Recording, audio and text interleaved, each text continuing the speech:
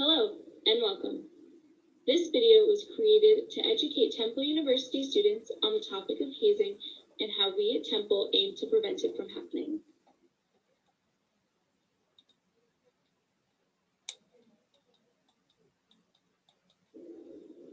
In this short video, we will educate you on the definition of hazing, provide real-life examples so you know what to look for, as well as how to report any instances of hazing.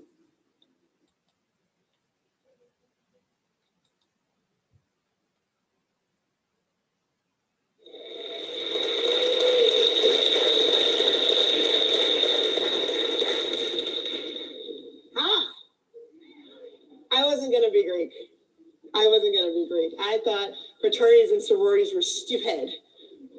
I am from Long Island, New York. I am the daughter of 2 doctors. I don't need to buy friends. I am the friend. So going to college, Greek life was not a part of it. I was going to play Division I volleyball at the University of Delaware until I tore my ACL. And then I had to play intramurals with the commoners. Ugh. My roommate said, why don't you come to Meet the Greeks? I'm like, Meet the Greeks, what is that? What is this? She's like, it's an event and you get to meet Greeks. I'm like, that sounds riveting. She's like, well, come. I heard that they were going to have chicken wings. Hold up now. Like every freshman knows, Mama loves some chicken wings. I told her I will escort you to said event simply for their poultry, and that is it. And I went to Meet the Greeks and people started speaking on stage and I realized maybe there was something to this Greek thing. And then it happened. This woman got in front of the room and spoke. She was everything I wanted to be in 4 years. And I remember thinking, whatever leadership crack cocaine she's on, Lord, I need it. And she said, I'm the president of Xana Phi Beta Sorority Incorporated. I'm like, yes, whatever that is, sign me up. I quickly realized that I couldn't join my first year. So I did what a lot of you did when there's deferred recruitment. I stalked her for a year. And every time I saw her on campus, I was like, hello, Antoinette, hello. I came to your chapter's program. It was wonderful. On prematurity awareness. It was great. I did not wear your sorority colors. I wore neutral colors. I have this 5-pound bag of gummy bears. They're all blue. I thought you might enjoy that. 5 pounds for the 5 founders of your sorority. And then finally, in the fall of 2000, my opportunity to join this sorority came. But the year leading up to it, my friends kept whispering in my ear saying, hey, Michelle, you know, this chapter particularly, they're a little hazerific. I'm like, no, they're wonderful people. They're like, no. They will put you in a tree and push you out just to see if you can fly. Like doves, which is their mascot. So I wasn't listening to what they were saying. And finally, a chance encounter in the fall of 2000 came and they called me and they're like, hello, can we talk to Michelle? This is Michelle. Yes, this is I. They're like, it is us. There's 8 test. I'm like, it is. Hello. They're like, we heard you wanted to be down. I'm like, I do want to be down. Down, all around, upside down, side me up. They're like, we have some questions. Come downstairs. We want to ask you some questions. I'm like, well, I can't come right down now because I'm watching TV and I'm wearing a muumuu. So give me 20 minutes. They're like, no, we'll see you now. And I'm like, I'm going to need 20 minutes to get changed. They're like, no, we will see you now. 10, 9, 8, click. I'm like, damn, these women are pushy. I like it. I got dressed, I went downstairs, they shoved me in a room, and for several hours, they asked me questions that made absolutely no sense. And finally, he said, Michelle, what would you do if we punched you in the face? Let us review. I am from New York. I don't play like that. But I had drank the Kool-Aid and I wanted in so bad. So I said I wouldn't like it, but if that's what I had to do to be in your sorority, so be it. And they said, well, we're not going to punch you in the face. At that point, I knew I probably messed up and these women were probably insane. And I started down a path that they like to call pledging, but it was hazing. And for 9 weeks, 5 days, 1 hour, and 15 minutes, I was hazed into this organization. Now, this national organization does not condone hazing at all, but particularly at this time, our chapter felt that this was the only way you became a member. It was physically, emotionally, and painfully torturing. It was a horrible experience. It's not the best time of my life that I wish to do again, ever. It was horrible. I started off with 2 other women in my pledge class. By the end, it was just me. The other 2 women had the smarts to be like, this is stupid, we don't need this, and left. And I remember saying to them, where are you going? We're going to be sisters. And they're like, this is not what it means. I'm like, but it is. That's what they said. And I remember the night I became a member of initiation, I was crying, not because I was joyful. I was crying because it was over. And I remember looking around the room saying, I hate you, you're cool, and I hate you. And for weeks, I did not speak to these women. And when I did actually muster up the courage to speak to them and push my anger aside, I had to be drunk, like super inebriated. That's actually a picture of me, super inebriated. You can tell by the teeth. And that was the experience in the organization. I hadn't learned any really good information. I learned how to be subservient and on call. I learned stupid little facts that nobody cares about and doesn't help you run your organization, but they kept saying, this is how you get respect in our organization, and this makes you just like us. And for 2 years, no one joined our chapter. What would happen if for 2 years, no one joined your organization? You would die. You would fizzle out, people would graduate, your organization will cease to exist. And that almost happened. But we didn't really seem to care. And while other people were carrying on with being great chapters, our organization was content that, we were tough and people just couldn't make it. And we found other ways to entertain ourselves, because the reality is, if you can't bring people into your organization, just haze people in other organizations. And that's exactly what I did. That is me, friends. Hazing would-be fraternity men in somebody's basement. Yeah. Because if you can't bring in people into your own sorority, just haze fraternity men in some other organization. There are several things wrong with this picture. One, why do I look like a deranged Muppet? 2, why did I leave the house without putting on a bra? You think it's going to be a good idea, but it's never really a good idea. And 3, no one should be this happy to torture other people. And there I am, hanging out. I think they're wearing ranch dressing. Crazy, right? Here's something even crazier. I won Sorority Woman of the year this picture was taken. Because hazing is that thing that we pretend doesn't happen and we live a model life by day, but when people aren't looking behind closed doors, at night, in group meetings, in group texts, maybe even WhatsApp, we say and do things and demand things from people who are trying to belong to our organization. And it's ugly and it's vile. I'm not that hazing speaker who's going to stand in front of you and be like, don't haze people, it hurts feeling. No, I was that person. Been there, done that, have the PowerPoint about it. I recognize that it's not only us. It's not only us. Yes, fraternities and sororities get the body slam of being hazers out in society, but recent studies will show that varsity athletics is right there with us. Club sports, performing organizations like marching bands. We are all in this together, but if Greeks are the ones who say that we are the leaders on campus, then everyone is following our lead. So if this is the stuff that we're doing, why wouldn't others join in? Not all is lost, but it could be very, very soon if we don't do something about it. Here are the top 6 myths that I know of out here about fraternities and sororities and hazing. Let's try to debunk some of them, shall we? Number 1, Michelle, we haze because we need people to be loyal. We need people to be loyal to this. Some of you are messed up right now because you're like, I thought she was talking about hazing. Why is there peanut butter on the screen? Because I love peanut butter. It is delicious. It is brown. It is creamy. It is sweet. Kind of reminds me of myself. I have been loyal to the same brand of peanut butter for the last 17 years. Reduced fat Jif. I will not eat Skippy. I will not eat Peter Pan. I will not eat generic. I'm from New York. It must be reduced fat Jif. And every time I take off that red lid and I put my spoon inside, I put that spoon in my mouth, I'm like, delicious. And whatever I was dealing with that week immediately goes away. That is loyalty. Have you ever made someone feel that way?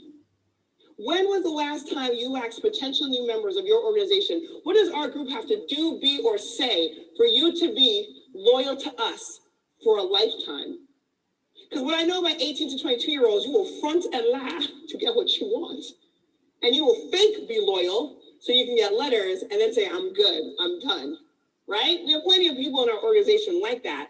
Some of you have been with your significant others for a very long time, and it's Facebook official, and y'all ain't loyal.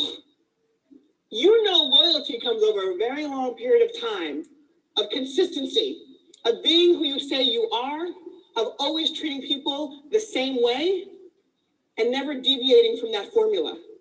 Hazing does not allow people to be loyal because you literally flip the script on people from start to finish. If you want people to be loyal to your organization, ask them, what do we need to do for your loyalty? Ask them, what things in your life are you loyal to?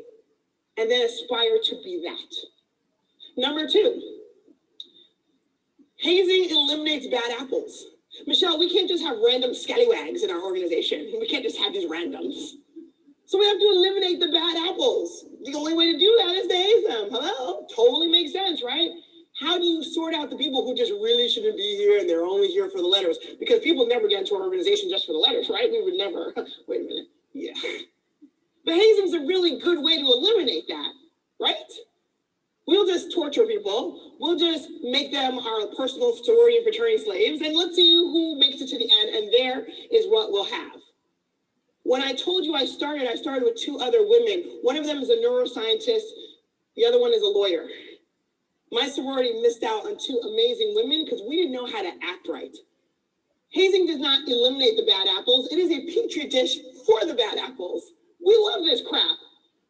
It becomes a pissing match between you and them. I remember when they were like, oh, Michelle, she thinks she's a smart one. Michelle, go in the kitchen and get us a fork full of water. I'm like, word? Okay. I went into the kitchen, I got a fork, I put an ice cube on it. I'm like, what you got? They're like, oh, okay.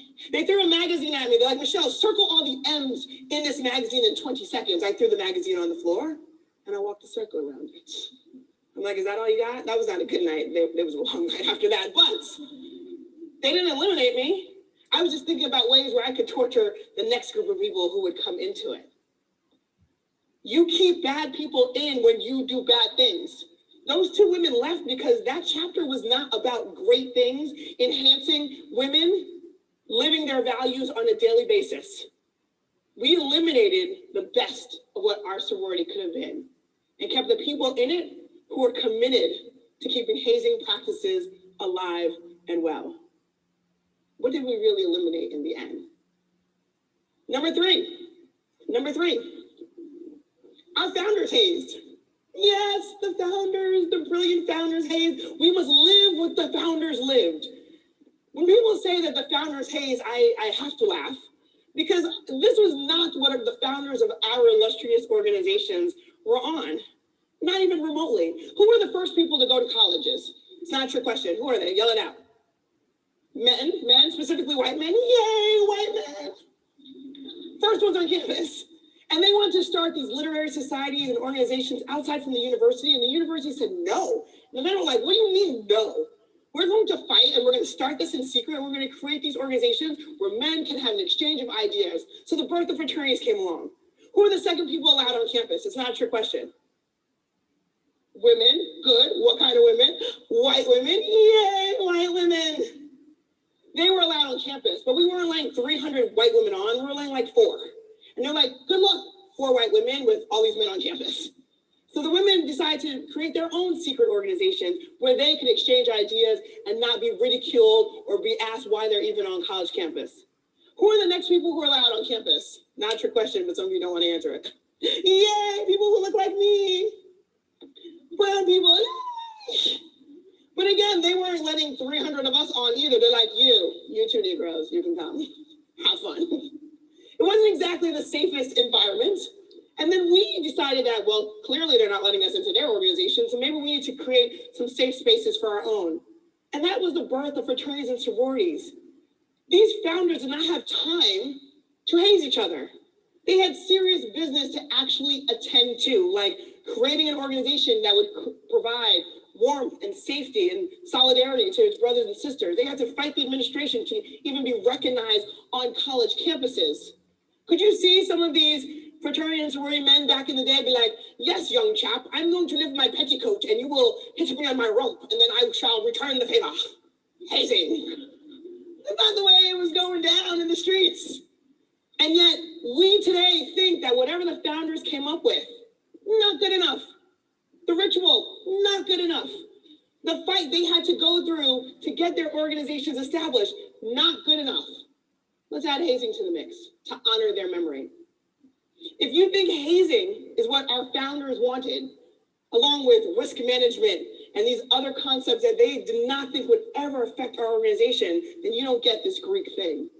These men and women wanted to start something that would help others. They didn't think it would go for hundreds of years.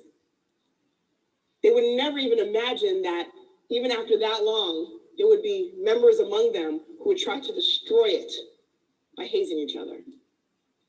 Next one. New members want to be hazed. New members want to be hazed. Michelle, we don't want to lay our hands on these new members. We don't want to make them drink. We don't want to make them do something. But they want this. They come to us like, please, haze us, please. So we just got to give the new members what they want, right? We don't want them to feel ostracized. And wherever would they get such an idea, right? It's not like there are people in society who are paid like lots of money who get hazed on a regular basis and it shows up on ESPN. Like, where would they get such a concept like that, right? It's not like this is totally normalized in other places in society that this is just what happens when you like join a sports team or, I don't know, a baseball team, and this is what people are supposed to do to you. But yet it is. There are parts of society that glorify hazing. There are parts of society that says in sports, totally cool, totally legit. Let's put it on our Twitter and our Instagram. There are parts of society that expect us as Greeks to actually engage in this behavior. There are movies made about it, whether it's true or not. So why wouldn't new members think that this is a part of what it means to be our members? 47% of high schoolers experience hazing in some form. So they're coming into college already thinking this is just the way it goes. And while new members want to be a part of what you and I are a part of, and while new members want to share in the beauty that is our fraternity and our sorority, I'm pretty sure what new members don't want is stuff like this. Because here's the reality. Hazing happens on a continuum from the very innocuous to the very egregious. I don't think this is what new members have signed up for. Number 5, our alumni won't support us if we don't haze. Okay, bye. We keep giving way too much deference and credence to alumni members who are not showing up for the good stuff and only for the bad stuff. And they never write a check, do they? They always want to ask you, why aren't you doing the thing with the goats anymore? And you tell them we don't have any more goats. But I hear this complaint all the time. Stop worrying about people who don't worry about you. Because when poop hits the fan, they will not be there. Number 6, we keep things safe and within reason. Sure you do. Sure you do. And there are plenty of people who also thought that they too were keeping things safe within reason, and their mugshots are everywhere. Because people are going to jail and prison for hazing. And maybe you are keeping it safe and within reason, but will you be there when people decide to turn left and do some real crazy stuff? Because while those people were keeping it safe and within reason, there are a bunch of people who are no longer living because they trusted those people to keep them safe. And yet every year, people die from things that could have been prevented. Even most recently, this past year, we lost not 1, not 2, not 3, but 4 people from hazing. As Greeks, this is our breaking point. How could this even be a reality in 2017 and 2018 that this is still what we are struggling with? And if this does not actually scare you, let the money scare you. Because right now, the going rate for a hazing lawsuit is around $97 million. Does anyone have that in their back pocket? One day I'm going to do this presentation, like Mark Zuckerberg's daughter is going to be in the audience, and she'll be like, I do. I was like, well, hands on, Zuckerberg, you got it. But for the rest of us, we don't have this. And it's not a price that any of us should be willing to pay. Here are some bonus myths for you before I leave, because these are the common excuses students like to throw at me. So the first one, new members must learn to appreciate the organization. New members will appreciate what you appreciate. No one rises to low standards. Raise the bar. Number 2, we can't do anything fun anymore. Everything is hazing. Nope, just the illegal stuff. Don't do the illegal stuff. Hazing made me a better person. If hazing made you a better person, you probably weren't that great to begin with. And number 4, other groups on campus won't support us if we don't haze. The last time I checked, eagles are not concerned with the opinions of pigeons. Are you an eagle chapter or you're a pigeon chapter? Soon there will be nothing left. There will be nothing left. If we continue to do the things that we're doing, if we continue to have a year like last year, there will be nothing left for fraternity and sorority life. The beautiful thing is that you are the here and now. You and everyone who comes after you has the opportunity and the chance to do better, to try harder, and to tell people this does not belong in our society, in our clubs and sports, in our organizations, in our athletic teams, and especially in the values-based organizations that are fraternities and sororities. My hope is that you actually join me in the fight and eliminate this for the future. Thank you.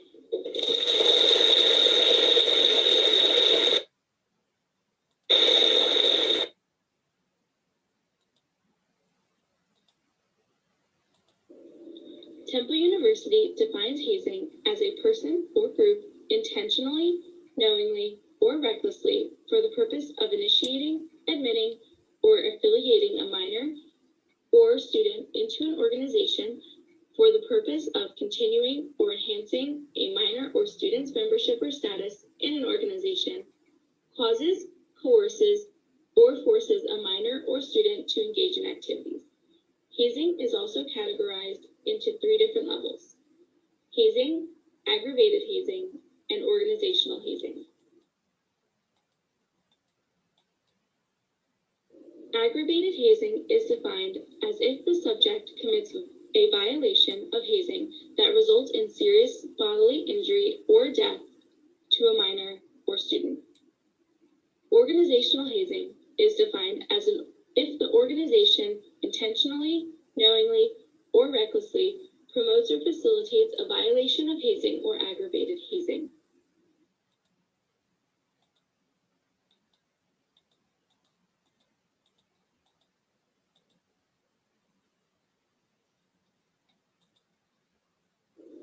Nationally, 55% of college students involved in clubs, teams, and organizations report that they have experienced hazing.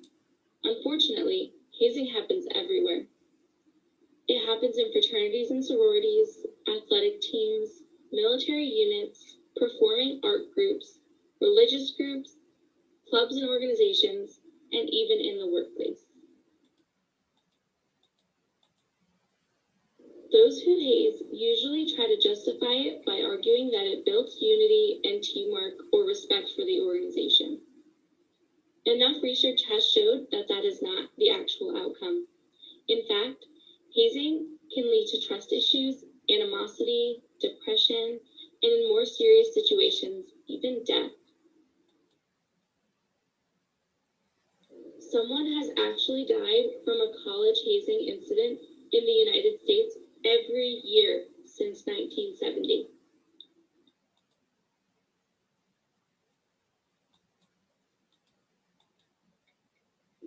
Those who facilitate these behaviors seek power and control, not the positive outcomes they say they're trying to gain. Research actually found that these individuals usually have low self-esteem and self-image issues. Hazers are not student leaders you should look up to.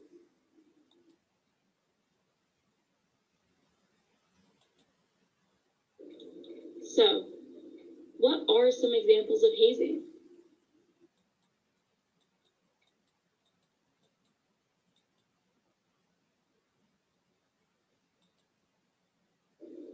Oftentimes, we associate hazing with paddling someone or forcing them to drink alcohol. These are physical or violent examples of hazing and are actually less common than other forms, but usually the incidents we hear about in the media. We've broken down hazing into 3 categories to help you better understand the different types.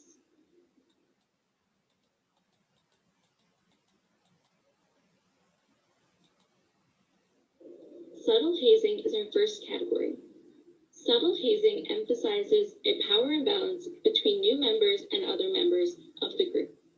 It's called subtle hazing because these are usually the activities that people often accept as harmless, but can be equally as destructive to individuals and the group.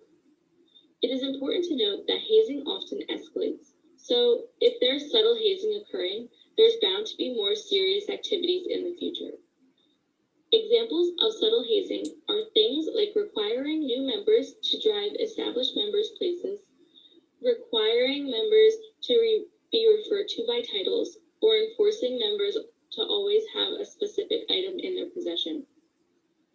Even not allowing new members to wear letters until initiation can be considered hazing. New members should be treated like equals in the organization from the moment they accept their bid. Isn't that the point of brotherhood and sisterhood?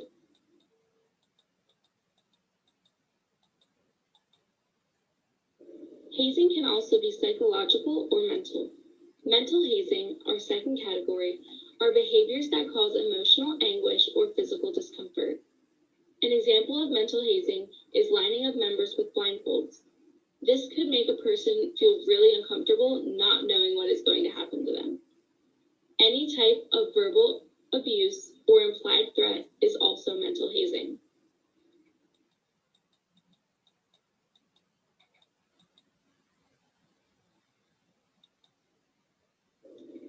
Our final category is violent hazing. Behaviors that have the potential to cause physical, emotional, or psychological harm are called violent hazing. This could involve forced or coerced alcohol consumption, paddling, nudity, kidnapping, or exposure to extreme weather conditions.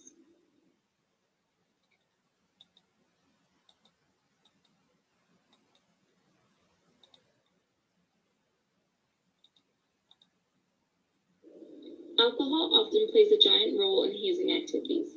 82% of all deaths related to hazing activities actually involve alcohol. It's important to note that even in those cases, most of the students consented to drinking. Even if a person consents to any hazing activity, it's still hazing. Your willingness to participate in an activity does not make it okay.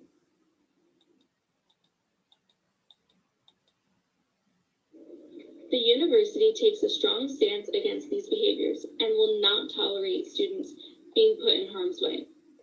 To help eliminate any possibility of hazing, Temple University has policies and procedures in place for organizations like fraternities and sororities. One example is that new and current members must engage in our critical conversation program series. That may seem like a simple policy, but it is the combination of these policies that keep us safe and focused on why we're really here, to get an education. Each recognized fraternity and sorority at Temple also has a national policy prohibiting hazing.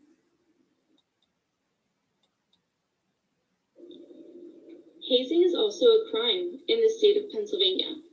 In Pennsylvania, under the Timothy J. Piazza anti-hazing law, a person is guilty of hazing if a person intentionally, knowingly, or recklessly, for the purpose of initiating, admitting, or affiliating a minor or student into or with an organization, or for the purpose of continuing or enhancing a minor or student's membership status in an organization, causes, coerces, or forces a minor or student to do any of the following: violate a federal or state criminal law, consume any food, liquid, alcoholic liquid, drug, or other substance which subjects the minor or the student to a risk of emotional or physical harm, endure brutality of a physical nature, including whipping, beating, branding, calisthenics, or exposure to the elements,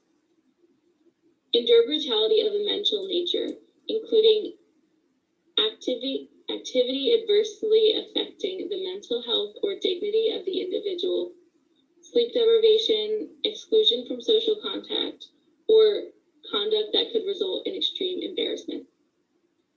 Endure brutality of a sexual nature. endure any other activity that creates a reasonable likelihood of bodily injury to the minor or student.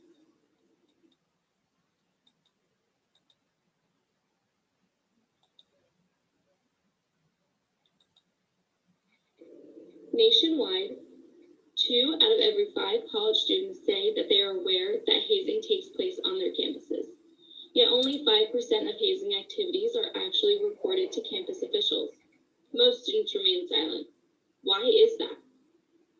When students are being hazed, 90% of them do not consider themselves to even be victims of hazing. Oftentimes, students and organizations participate in the hazing because they believe it is a tradition or feel what they are doing is harmless. Research disagrees. No matter what kind of hazing it is harmful. Denying that there is a problem is one of the biggest barriers to eliminating hazing. Those who recognize the hazing and want to report it are often afraid, either to get themselves in trouble or to lose friends if they found out that they were the ones who turned them in. You shouldn't be afraid though. That's what being a leader is. Standing up for what is right. Making sure your peers are safe and that your organization will thrive for years to come. If people focused on the alternative, more positive activities to reach their goals, they would find greater success in their organizations. And there are plenty of alternatives.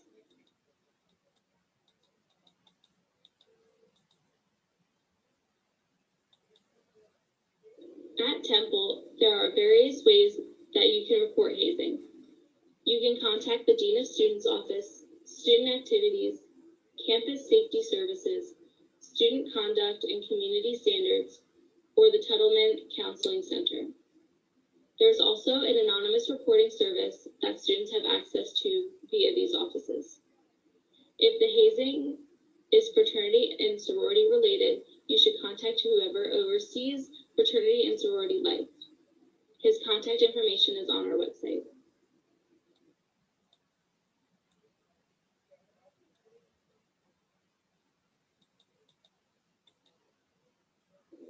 Just know that there are people looking out for you who want to help. Getting yourself in trouble is the last thing you should worry about. That about sums up our information for this video, but we hope you learned a great deal about what activities you should and should not participate in, and how to report any hazing activities. Stay safe, be a leader, speak up. Thank you.